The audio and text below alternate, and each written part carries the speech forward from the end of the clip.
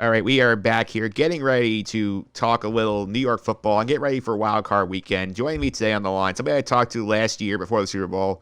Happy welcome back to the podcast, Darryl Slater of the Star Record. Darryl, welcome back. How are you? Hey, I'm doing well. Thanks for having me. Not a problem. And I have to say, I think the storyline of Week 17, I think everybody was talking about this, is what happened on Sunday Night Football with the Eagles and their decision to pull Jalen Hurts in the fourth quarter, Nate Sudfeld possibly actively tanking this game until Doug Peterson said no. What was your reaction when you saw that happening live? Look, I really didn't think it was that big of a deal because they had basically said through NFL Network reporters before the game that they were going to play Nate Sudfeld. I mean, it's not like something they decided to do at the last minute. Doug Peterson put it out there before the game that that's what they were going to do. They played a lot of backups in that game anyway.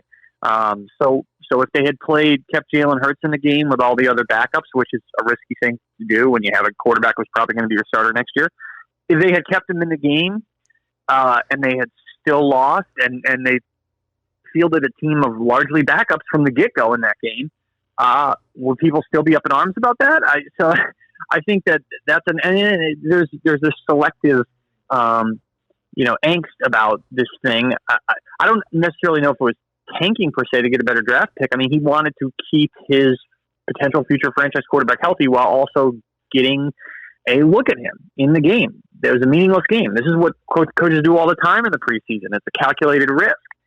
If this is the rationale, then why ever play a quarterback who's going to be your starter in say the preseason? They wanted to get a look at Jalen Hurts against a defense that was a really good defense and trying, but they didn't want to be overly risky. So that's my thing about it. In terms of the selective thing I mentioned, obviously the Steelers didn't play Ben Roethlisberger in Week 17 to rest him for the playoffs. So where do we fall on that? Because the Browns won that game. Would they have won that game if Big Ben played? Would they be in the playoffs right now if Big Ben played?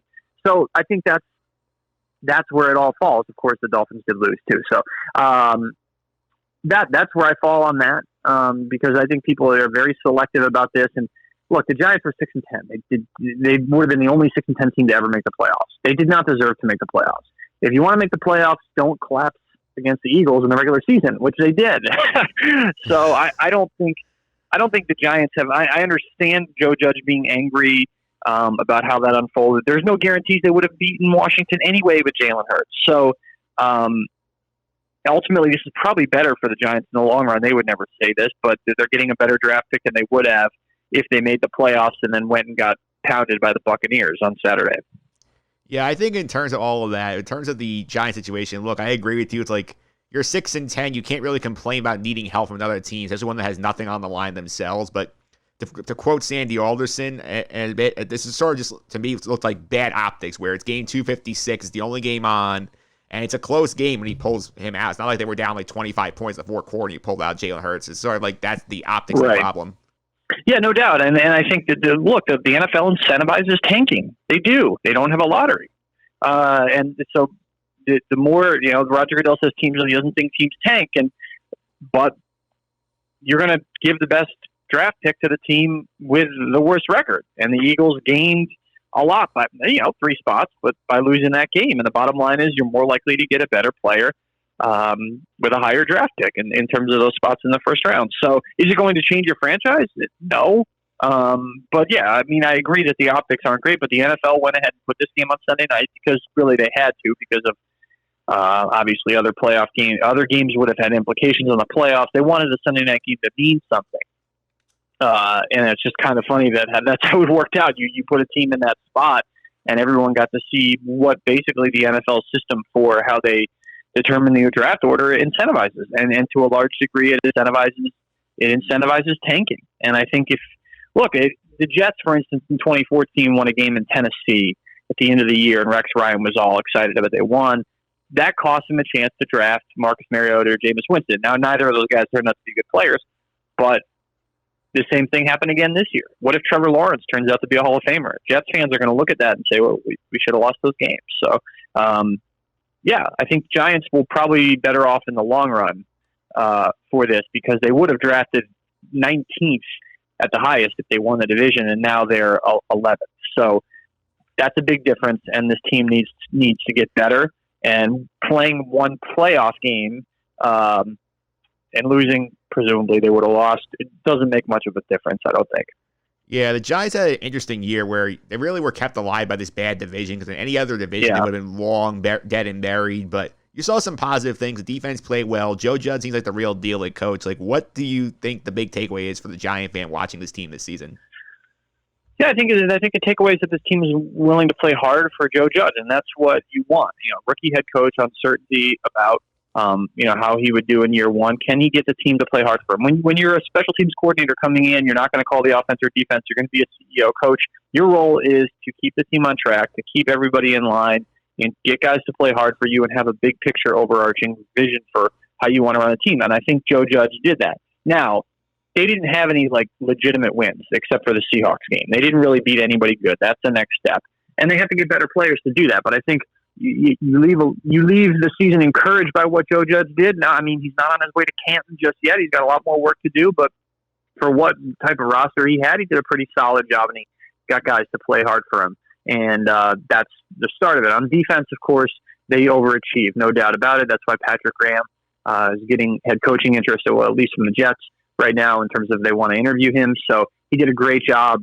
There was a lot of uncertainty about him because Miami basically let him walk to a lateral job with the Giants, and he did a good job, really nice job with his defense, considering what they had. No edge rusher, no number 2 cornerback.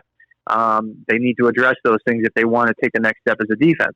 Offensively, Daniel Jones, the jury is still way out. I think Jason Garrett did a pretty poor job, given the circumstances and given his limitations. Remembering their offensive line is dreadful. They have no number 1 receiver. They couldn't really push the ball down the field. They didn't really try to do that. And the jury's still out on Daniel Jones.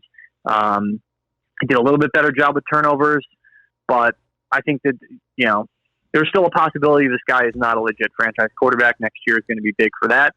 And they need to go get him some help and some weapons. They don't have a ton of cap space. So that's where it all turns out. And they're going to keep Dave Gettleman. So do you trust him to get this right entering year 4, which is a critical year for his quarterback to be able to prove himself? Yeah, you brought up Dave Gettleman, and obviously the big news of the Giants yesterday is that he's going to be back for another year. I know a lot of fans are not thrilled with that decision. This year certainly worked better for him, where the Leonard Williams trade was sort of justified by his performance, and he had some good draft picks. How do you feel about the Gettleman choice to bring him back for one more year? He should have been fired. I think if you look at the totality of his decisions, the Blake Martinez signing was good this past offseason. James Bradbury was good, and Leonard Williams took the next step finally in a contract year and was able to get to the quarterback a lot more. And so if you look at it like that, you could really say Patrick Graham saved Dave Gettleman, because he made the most out of Bradbury and Martinez. I mean, those guys were solid players when the Giants signed it. They were probably not, top 5, top 10 at their position players. They played like that at times this year. Leonard Williams, he really took the next step with Patrick Graham, and I think that, Leonard Williams played better, but it's largely because these coaches finally made it work for him. So how much credit does Dave Gettleman get for that? Probably some, but then there's so many other mistakes. I mean, obviously the jury's still out on Jones. The DeAndre Baker thing was awful. They were not able to make the most of the picks they got back in the Odell Beckham trade because they made the horrible decision to draft DeAndre Baker, the signing of Golden Tate, the signing of Nate Solder. I mean, you can go on and on with the mistakes that Dave Gettleman has made that have set the Giants back. They have not beaten really anybody good. I think I looked this up. They have 3 total wins in 3 years under him against teams that finished with winning records, including Seattle this year. They had none of those wins last year. I think they had 2 in 2018. So they haven't beaten anybody good. So where's the progress in that regard? It's going to come down to Jones. If he has a good year next year, then Dave Gettleman's probably around again, and the Giants are going to win more games. If he doesn't, then Dave Gettleman probably will be fired and should be fired. So, yeah, he had a good offseason last year to some degree, but Andrew Thomas, it's not like he was a great player in his rookie year. So there's so many negatives. I really think that he should have been fired along with Pat Shurmur. But, ownership wanted to give him another chance, and fairly enough, because he did have cancer his first year and was able to recover from that. But in 2018, that really sapped a lot of Dave Gettleman's strength, as you can imagine. So they gave him another shot for a third year in 2020. He showed some progress. I don't think enough, but they do think enough, and they're going to proceed with him. Yeah, and we'll shift across town maybe with the Jets. And obviously, they pull out the world's worst kept secret. They fire Adam Gase after the season. So far, it sounds like they're casting a very wide net. Christopher John said looking for the CEO coach and not just an offensive guy or a defensive guy. Like, based on some of the things we've heard so far, what do you think the Jets should be looking for in their next coach? Yeah, I think that is a big thing. They need to find somebody who, of course, the person needs to have a high level of confidence in terms of running an offense or defense, but they need to find somebody that can unify a locker room and unify a building. They've had too little of that recently. I mean, they had a one-dimensional head coach in Rex Ryan who could never develop an offense and was able to obviously have some success, but petered out in his later years. Todd Bowles, same thing. One-dimensional defensive coach, could never develop an offense. Adam Gase had no interest in defense. He was brought in to fix Sam Darnold. He didn't do it. He hired an insane defensive coordinator in Greg Williams. Everyone knew that wasn't going to work. Sure enough, it didn't work. So they need someone and Gase is not a leader. I mean, he might be a good offensive coach, but he's not a head coaching type leader. They need someone who, with a clear vision, who can articulate that vision and who can execute it. And now they obviously need better players. Their roster is terrible largely because of Mike McCagnon, partly because of Joe Douglas's free agency mistakes this past offseason. But McCagnon left the cupboard bare, and so it's not going to be an overnight transition. But they do need a coach who can come in and get some respect from this locker room and be able to unify the offense and defense and run the whole team. So right now they have cast a wide net. Matt Eberflus, the defense coordinator with the Colts, Arthur Smith, Titans OC, Derek Bieniemy, I think, who would be the best choice, the Chiefs OC. He has a ton of interest, and so does Smith. Brian Dable, the Bills offensive coordinator, who has done a great job with Josh Allen, who the Jets should have picked instead of Sam Darnold. Brandon Staley, the Rams defensive coordinator, and Patrick Graham, the Giants defensive coordinator. So I think some of those options would be better than others, but you can see they're casting a wide net, and they're going to interview more guys because right now it's super easy to interview these guys. You just put them on a Zoom call, and you can knock out a bunch of interviews. So it's not like in years past where you have to arrange flights. Why not go ahead and interview 15 guys? Yeah, absolutely. And in terms of like the attractiveness of this job, I know that you mentioned a lot of good other jobs out there. I mean, the Chargers probably the best on the board. They have Justin Herbert and a decent core behind him. But like the Jets division, I know the roster is not great. There are some signs that Joe Douglas knows how to pick players. You do have the ability to basically dictate who you want at quarterback. It's not Trevor Lawrence number 2, and you have a lot of cap room and extra picks. So do you think this job's attractive enough to get some of these like top candidates to pick the Jets? Yeah, I went ahead and actually ranked the jobs today for the most appealing. I think Chargers and Jaguars are probably right up there. I mean, the Chargers, you have the young quarterback already. Maybe I think you can make an argument for the Jaguars at 1 over the Chargers because they do have so much cap space and so much draft capital. I could hear the argument, of course, for the Chargers being 1 because of Herbert and because of what they already have on their roster too. The issue there with the Chargers, not as much draft capital as some of the other teams that have head coaching openings. But those are the 2, I think, clear number 1 jobs. The Texans are an interesting one because they do have Deshaun Watson, which a coach would love to come in. And, Watson's the most proven quarterback by far in terms of the young quarterbacks of this group. You have Matt Ryan and Matthew Stafford, but they're at the end of their careers. And so the problem with Houston is there's no draft capital, no cap space. Who knows about the GM situation there with what the role Jack Easterby is going to have, and the ownership situation is a disaster. Cal McNair has been incompetent. So I think the Texans, I put them ahead of the Jets because a head coach cares a lot about the quarterback and maybe not so much about the fact that Cal McNair bungled the Bill O'Brien situation. So I would probably put the Jets 4. You go Jaguars, Chargers, Texans, or Chargers, Jaguars, Texans. That I put the Jets 4. I think the Lions and the Falcons, the situations there are, you can't move on from your quarterback this offseason. The Falcons are stuck with Matt Ryan for 2 more years. Matthew Stafford's going to be in Detroit for at least 1 more year. And so the draft capital isn't super appealing right now for the Falcons and Lions. The Jets have a ton of draft capital and a ton of cap space. They're right up there with the Jaguars in both those categories. So while the rosters are lacking in those areas, there's room for improvement. So, and there's also not going to be a lot of pressure for the Jets coach to win immediately this year. And just like with Joe Douglas, he doesn't have to win this year to keep his job. He's going to have this job, Joe Douglas, is through at least 2022. So it's not like the Jets coach is going to walk in and have a new GM by year 2. That's not happening. So I'd put the Jets right in the middle. I put them at 4. behind the Jags, Chargers, Texans, or Chargers, Jags, Texans. Yeah, it makes some sense. I think obviously the big question for the Jets is the quarterback situation because you're sitting at 2. You can't get Trevor Lawrence, barring something extremely unprecedented. You have a choice between Justin Fields, Zach Wilson, or basically keeping Sam Darnold. Like, if you were talking to Joe Douglas, what would you tell him to do? I mean, I would tell him that I haven't watched nearly enough for Justin Fields to know if he's the guy there. But look, I think, yeah, you're right. That's one option. Stay at 2 and take Fields or Wilson. Maybe you can trade back a little bit and still potentially get Wilson or Trey Lance. I'm sure Fields will go at number 2 to somebody. Trading back wouldn't be the worst thing in the world. I think they need to move on from Sam Darnold. Get what you can for him right now. Trade him right now because his value is not going to be higher, say, at the trade deadline next year when he's behind some of a rookie on the depth chart. Of course, everyone's going to know the Jets are going to want to get rid of him at that point. Of course, they will know it at this point too. But I think that right now you go ahead and get what you can for Sam Darnold, add a draft pick or 2, and move on. Maybe the other option I think is keeping Darnold and signing a bridge type quarterback, a veteran, maybe Jameis Winston, something like that. I just don't see how that works. I think it's a Band-Aid situation. You have the number 2 pick right now. Do something with it in order to land a quarterback would be my advice to Joe Douglas, whether that's Justin Fields, whether that's Zach Wilson, whether that's using that pick to get more draft capital and maybe picking a quarterback if you really like somebody around 2. That's riskier, of course. But I would move on from Sam Darnold. We've seen enough from him.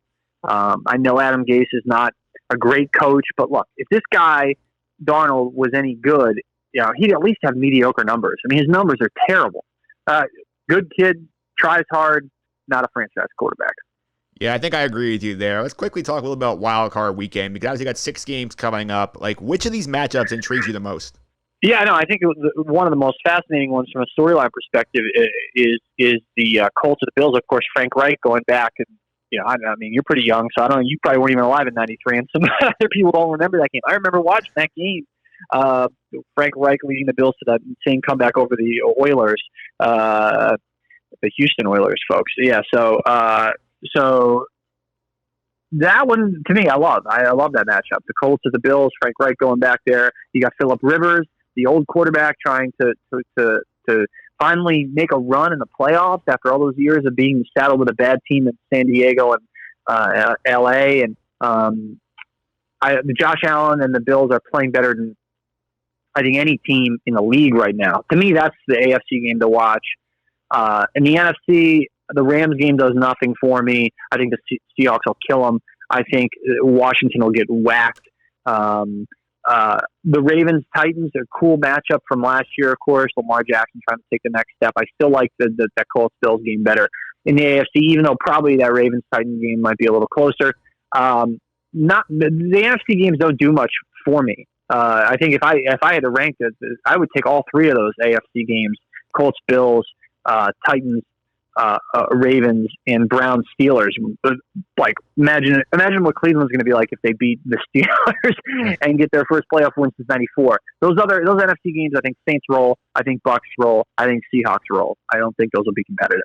Yeah, you brought that Browns game. Actually, while we're been on the phone right now, the Browns just put a release out that they've had issues with COVID again. Head coach Kevin Stefanski, 2 coaches and 2 players tested positive for COVID, and the facility's been shut down. So that just they've had a mess of it.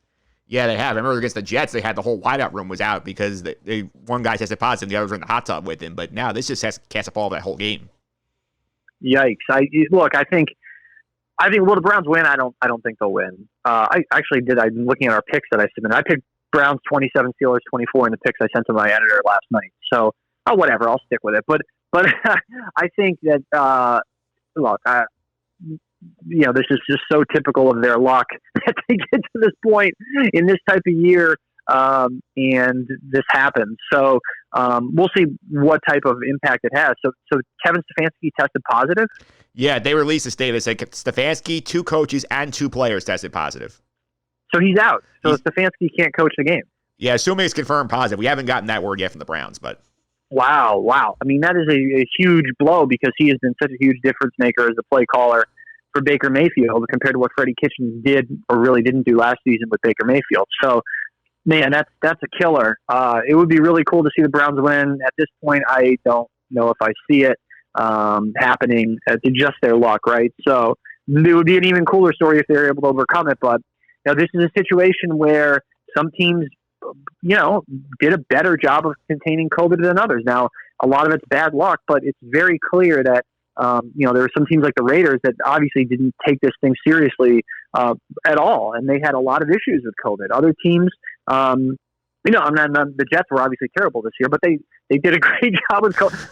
They had a great record against COVID. They were bad against other football teams, but so I think this just goes to show that this is just a crazy year. I mean, we all know it. So I'd love to see the Browns win. Maybe not happening. No. Yeah, according to the Browns, special teams coach Mike Prefer will be the head coach if Stefanski is not cleared for this game. And the last thing I want to ask you is, obviously, like, these 12 teams are playing this weekend. Only the Chiefs and the Packers have byes. Like, who do you think is the biggest threat to each team? The biggest threat to the Chiefs and the Packers? Yes. Yeah, I think if you look at the AFC, I'm just looking at the matchups now. I mean, I think the Bills are maybe the hottest team in the NFL right now. I don't see any way the Chiefs don't come out of the AFC, but if there were a team to nick them, it would maybe be the Bills right now, because the Steelers have stumbled a little bit down the stretch. How much juice does Ben Roethlisberger have left at this point physically? So I think, you look at the Steelers and say, on paper, they'd probably be the team. I like the Bills as a hot team to maybe challenge the Chiefs in the AFC. In terms of the NFC, I mentioned how those first three games are going to be blowouts. The team, of course, I would guess would be the Saints, right? I mean, you look at that and say Drew Brees and his experience and Sean Payton, and then not only that, but the job that Dennis Allen has done with the Saints defense is perhaps the biggest obstacle in the way of the Packers. Yeah, the Seattle fine. I just don't think they have the defense to be able to contain Aaron Rodgers. So the Saints have that. They have that that defensive cachet to be able to do a better job against Rodgers, I think, than maybe they got the fourth ranked PFF defense. I'm actually just called that up right now. So I don't see Seattle's 11 in that, but the Seattle defense didn't really impress me a lot this year. I think the Saints would be the obvious pick, and I'll go with the obvious pick there. The Bills maybe not the obvious pick in the AFC to challenge the Chiefs, but I'll pick them just because of how hot they've been, and Josh Allen has got to be super fresh right now as a young quarterback, and I don't know if that's the case with Ben Roethlisberger at his age, even though he did get the rest in Week 17. Yeah, I would agree with those picks as well. Darryl, thanks for all the time. I really appreciate it. Before I let you go, I hope you follow me on social media and keep up with your coverage at the Star Ledger. Yeah, just at Darryl Slater, DarrylSlater. That's my Twitter account, and we have a good amount of Jets and Giants coverage on there. And it's NJ.com/Jets, NJ.com/Giants. We do a pretty thorough job of covering both those teams. And thanks for having me. I appreciate it. No problem. Thanks again, Darryl. No problem. All right, and there you have it. That was Darryl Slater talking NFL football, talking Jets, talking Giants. And as I mentioned here, we did have the major breaking news on the podcast here. What literally broke while I was on the line with Darryl. The Browns this week probably no Kevin Stefanski, down 2 assistant coaches, down 2 more players due to COVID. This could definitely have an effect on this situation with this game against the Steelers on Sunday night. We'll talk about that. We'll do some NFL picks with Charlie Borges right after this.